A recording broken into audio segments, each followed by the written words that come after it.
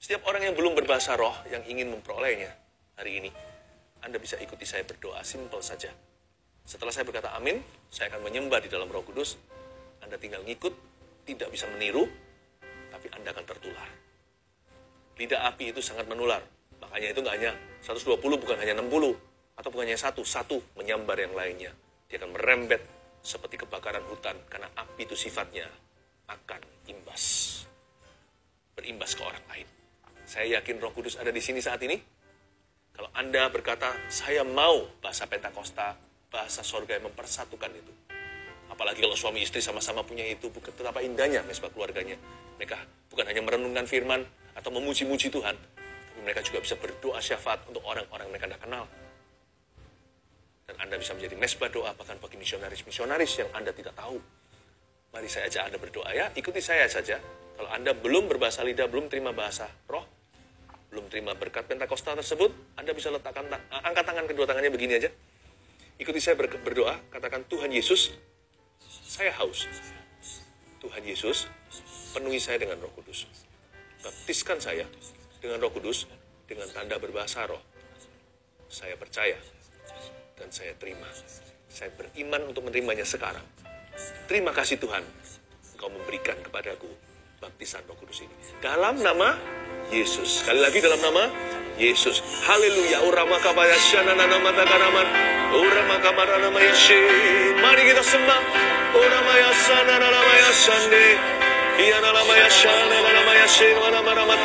Terima di dalam nama Yesus.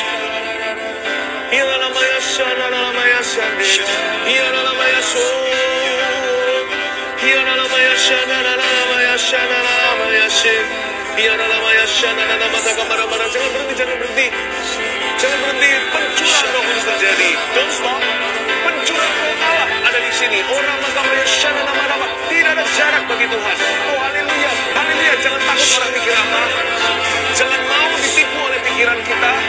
Ini waktunya kita berserah. Dan Roh Allah akan mengalir tanpa batas. Haleluya. Orang makamaya syana nama-nama. Terima di dalam nama Yesus. Orang makamaya syana nama-nama. Terima bahasa rahasia surga. Terima bahasa doa syafaat. Terima api penginjilan. Haleluya. Orang makamaya syek. Haleluya. Dia nama takaya syana nama takaya pada nama syana nama takaya. Dia nama takaya syana nama takaya.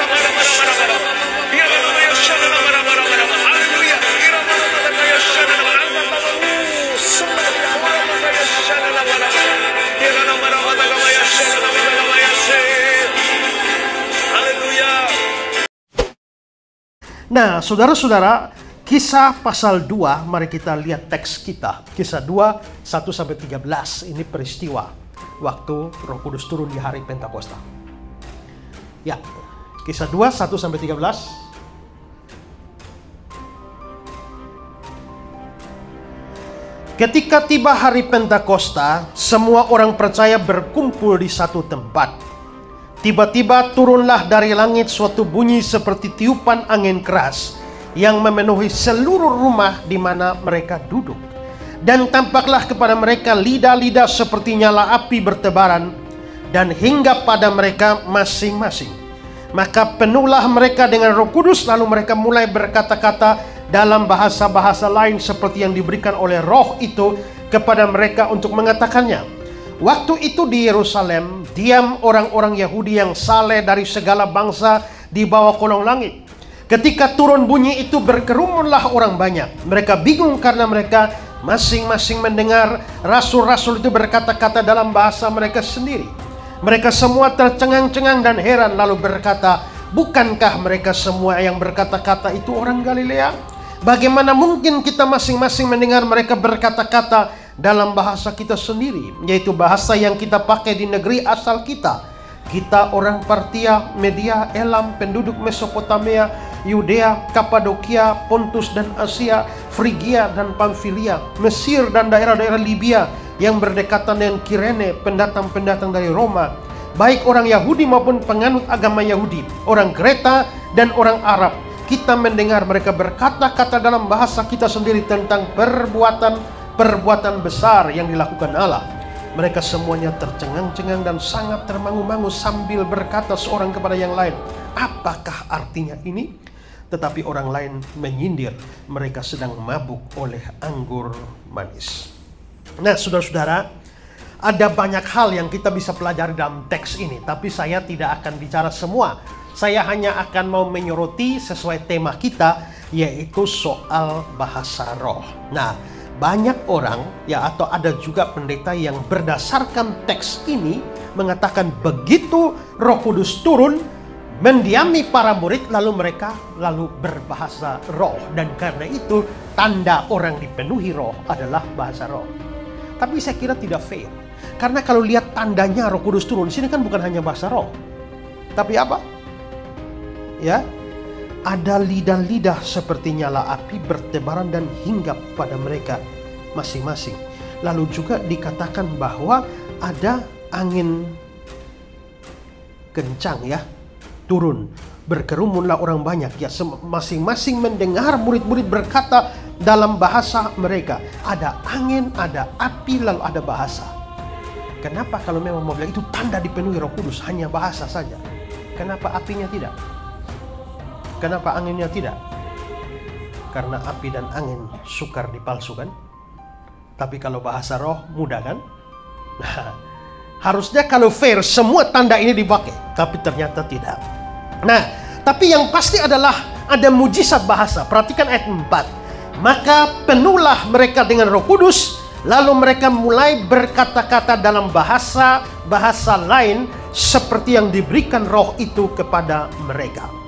Nah, saudara-saudara, kalau kita bicara bahasa roh, tapi kalau kita lihat teks ini dari ayat 1 sampai ayat yang ke-13, bahkan tidak muncul istilah bahasa roh kan?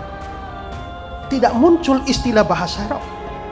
Nah, saudara perlu ketahui bahwa bahasa roh ini di dalam bahasa aslinya, bahasa Yunani, itu dikenal dengan istilah glossolalia. Glossolalia ini berasal dari dua kata. Kata yang pertama itu artinya glosa, itu glosa. Kedua adalah lalein. Jadi glosa dan lalein. Glosa itu artinya apa? Glosa itu artinya lidah. Ya, glosa itu artinya lidah. Itulah sebabnya Alkitab bahasa Inggris itu menerjemahkannya itu dengan kata tongue. Ya. Lihat 1 Korintus 14 ayat 5. Aku suka supaya kamu semua berkata-kata dengan bahasa roh. Tapi versi King James dia bilang speak with tongues. Berbicara dengan lidah. Ya. Glosa itu lidah. Lalu kata yang kedua adalah lalein. Itu berasal dari kata laleo yang artinya berbicara. Sehingga berbahasa roh itu sama arti dengan berbahasa lidah.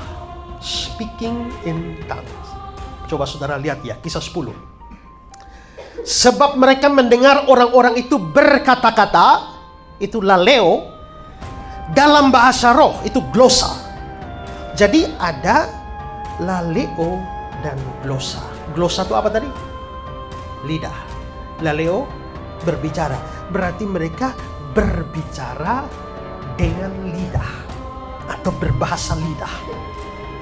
Perhatikan dua kata ini penting ya. Glosa, laleo. Ya. Berbicara dengan lidah. Tapi dalam terminologi akhirnya diterjemahkan sebagai bahasa lidah. Ya. Tapi secara harfiah itu harusnya berbicara. Ya. Ya, betul juga. Tapi ini ini terminologi khusus ya. Oke, sekarang lihat kisah 19 ayat 6. Mulailah mereka berkata-kata. Itu laleo. Dalam glosa. Lidah. Nah, sehingga saudara di sini kita bagaimana diterjemahkan bahasa roh. Tapi saya lihat Alkitab terjemahan baru yang baru dikeluarkan oleh Lain. Yang edisi 2 ini. Semua istilah bahasa roh di 1 Korintus 14 sudah diganti semua. Semua menjadi bahasa lidah. Tidak lagi menggunakan bahasa roh. Karena kalau bahasa roh ini kan kita bilang, ini roh apa yang bicara? Maksudnya bahasa roh itu artinya roh saya yang bicara atau Roh Kudus yang bicara. Padahal sebenarnya secara harfiah itu adalah ini, speaking in tongues, berbicara dalam atau berbahasa lidah.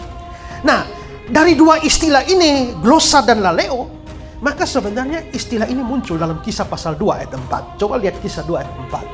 Maka penuhlah mereka dengan Roh Kudus, lalu mereka mulai berkata-kata, laleo, dalam bahasa-bahasa, itu glosa. Ya. Nah, jadi ada glosa, ada laleo. Maka kita bisa mengartikan bahwa sebenarnya istilah bahasa roh tidak muncul di Kisah 2. Tapi sebenarnya yang dimaksudkan itu sama dengan 1 Korintus pasal 14, yaitu berbahasa lidah. Ya. Nah, karena itulah maka dengan pengertian ini sekarang kita mau membahas ini soal, tapi karena istilah bahasa roh lebih populer, jadi saya akan menggunakan terminologi ini, bahasa roh. Nah, sekarang mari kita lihat seperti apa bahasa roh itu. Dari ayat tadi Kisah 2 ayat 4 kita tahu bahwa waktu Roh Kudus turun pada hari Pentakosta, murid-murid berbahasa roh. Ya. Nah, seperti apa bahasa roh itu? Ada dua yang mau saya katakan sini. Pertama adalah itu benar-benar adalah sebuah bahasa. Itu benar-benar adalah sebuah bahasa. Perhatikan ayat 4. Maka penuhlah mereka dengan Roh Kudus, lalu mereka mulai berkata-kata dalam bahasa-bahasa lain. Jadi yang dimaksudkan dengan bahasa roh atau bahasa lidah itu betul-betul adalah bahasa. Tadi sudah saya katakan bahwa bahasa di sini itu menggunakan kata glosa. Tapi bahasa itu artinya apa? Bahasa itu apa? Perhatikan kata-kata dari David Baker. Dia bilang begini. Bahasa adalah sistem perkataan-perkataan yang dipakai oleh bangsa atau kelompok tertentu. Misalnya di Yesaya 45, Kisah 2, Wahyu 5. Saudara perhatikan definisi ini ya. Bahasa adalah sistem perkataan-perkataan. Itu disebut bahasa. Itu berarti, dan kita semua tahu itu, bahwa yang namanya bahasa itu mengandung sejumlah kosakata. Karena bahasa adalah sistem perkataan. Yang namanya bahasa dia harus ada perbendaharaan kata. Maka bahasa Jawa punya banyak kosakata kan? Bahasa Batak punya banyak kosakatanya. Ya, bahasa Kei punya banyak kosakatanya. Bahasa apa saja punya banyak perbendaharaan kata yang dipakai untuk berkomunikasi. Perbendaharaan kata itulah yang membedakan antara bahasa dengan bunyi. Apa beda bahasa dengan bunyi? Bahasa punya kosakata, bunyi tidak punya kosakata. Ya, ini karena itu bunyi memang tidak bisa atau tidak ada. Coba ya, kalau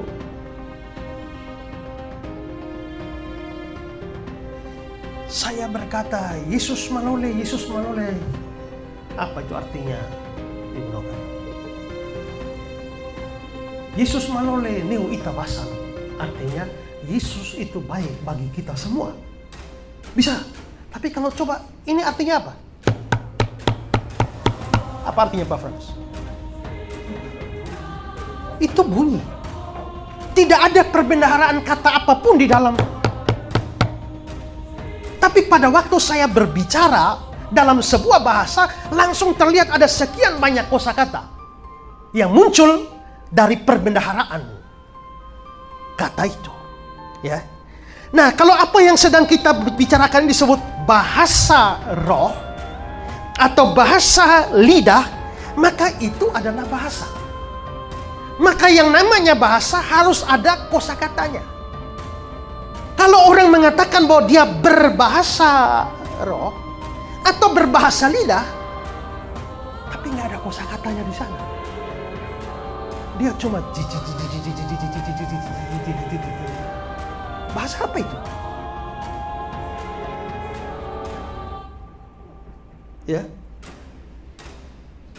Lama. Itu bahasa apa? Itu tidak ada kosakata apa-apa di sana, dan itu bukan bahasa. Ya. Itu bukan bahasa. Itu jelas bukan sebuah bahasa. Dan ingat juga bahwa di dalam surat Korintus, 1 Korintus, Paulus berkata bahwa kalau ada yang berbahasa roh, harus ada yang menafsirkannya. Kata Yunaninya hermeneo, yang bisa punya dua arti, menafsirkan atau menerjemahkan. Dalam konteks itu artinya menerjemahkan. Nah, yang bisa diterjemahkan itu cuma bahasa. Ya kan? Ayo, Pak Kuncoro, terjemahkan ini.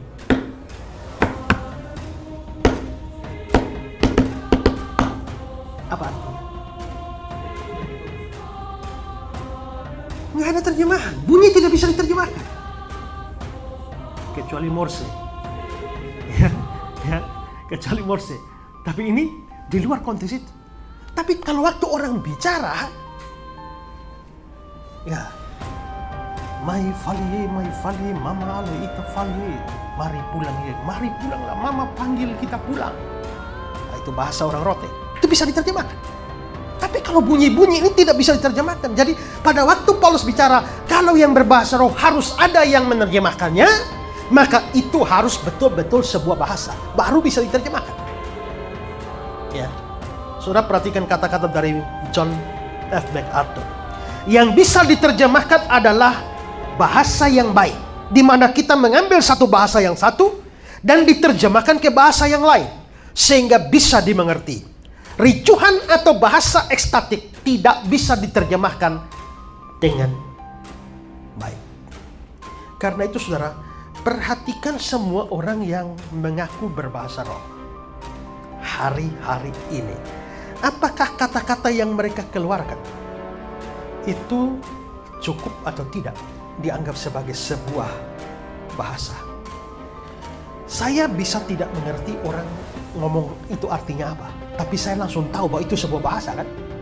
Dengar orang Thailand bicara, saya nggak tahu dia ngomong apa, tapi dari dia, cara dia ngomong bicara itu kita bisa tahu dia sedang menggunakan sebuah bahasa yang ada sekian banyak kosakata yang keluar dari perbenaran kata.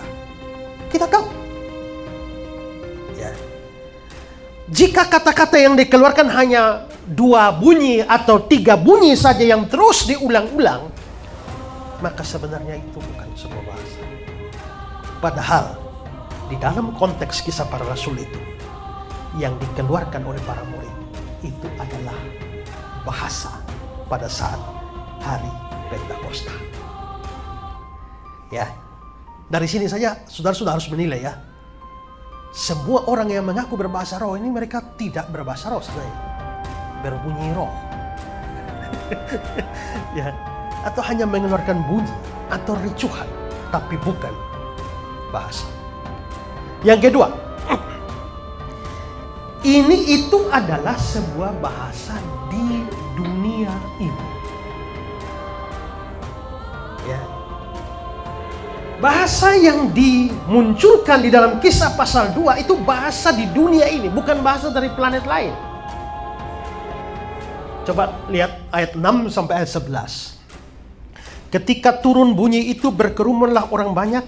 Mereka bingung karena mereka masing-masing mendengar rasul-rasul itu berkata-kata dalam bahasa mereka sendiri. Dalam bahasa sendiri. Mereka semua tercengang-cengang heran lalu berkata, bukankah mereka semua yang berkata-kata itu orang Galilea? Bagaimana kita masing-masing mendengar mereka berkata-kata dalam bahasa kita sendiri? Bahasa kita. Terus itu bahasa apa? Perhatikan. Bahasa apa? Ayat 9.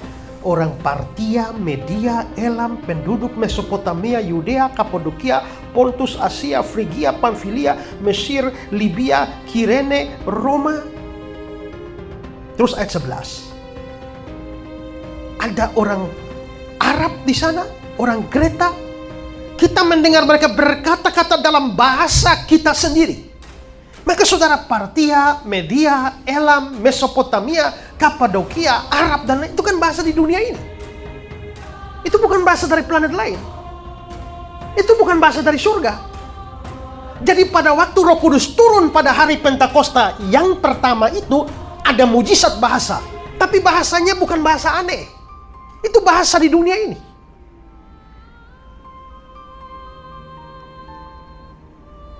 Perhatikan kata-kata dari Billy Graham.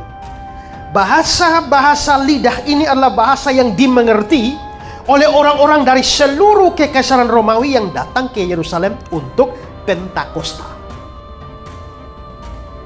Itu penting. Sekarang hari ini orang mengaku berbahasa roh. Bahasa apa yang mereka pakai? Kayaknya nggak ada di dunia ya. Tapi dia rasul-rasul. Itu justru bahasa di dunia. Ada hal lain yang menunjukkan hal ini. Perhatikan kembali ayat 6, ayat 8. Ketika turun bunyi itu, berkerumunlah orang banyak. Mereka bingung karena mereka masing-masing mendengar rasul-rasul berkata-kata dalam bahasa mereka sendiri. Kata Yunaninya adalah diakletos. Lalu ayat 8. Bagaimana mungkin masing-masing mendengar mereka berkata-kata dalam bahasa diakletos kita sendiri? Yaitu bahasa diakletos yang kita pakai di negeri asal kita. Jadi 3 kali muncul kata diakletos. Diakletos itu dari kata dialek, logat. Ya, yang namanya logat itu pasti berkaitan dengan bahasa di dunia ini. Tidak perlu orang jelaskan. Pada waktu dia ngomong, kita tahu ini orang Batak. Oh, ini orang Ambon ini. Oh, ini orang Jawa ini. Kita langsung tahu. Kenapa? Dari dialeknya. Orang Galilea juga begitu. Makanya Petrus bilang, pasti kamu kenal dia. Petrus bilang, tidak, saya tidak kenal dia. Itu perempuan bilang, itu nyata dari logatmu. Kami di timur sana begitu dengar orang ngomong ini, biar dia ngomong bahasa Inggris pun, kita langsung tahu ini Inggris made in Timur ya. Saya pernah dengar seorang pendeta berkata, saudara-saudara, orang bijak berkata life begin at 40. Dia bilang life begin at 40. Dia tarik to 40. Saya tahu dia orang mana. Ya kan? Itu dialek dan itu berkaitan dengan bahasa. Karena itulah maka di sini kita bisa lihat ini pasti bahasa dan bahasa di dunia ini. Perhatikan MacArthur lagi. Sebagian dari mereka yang hadir pada Pentakosta mendengar pesan Allah yang diberikan dalam bahasa mereka sendiri. Sebagian lagi dalam dialek logat mereka. Penggolongan seperti bahasa dan logat tak akan dapat dipakai kalau yang muncul adalah bahasa esta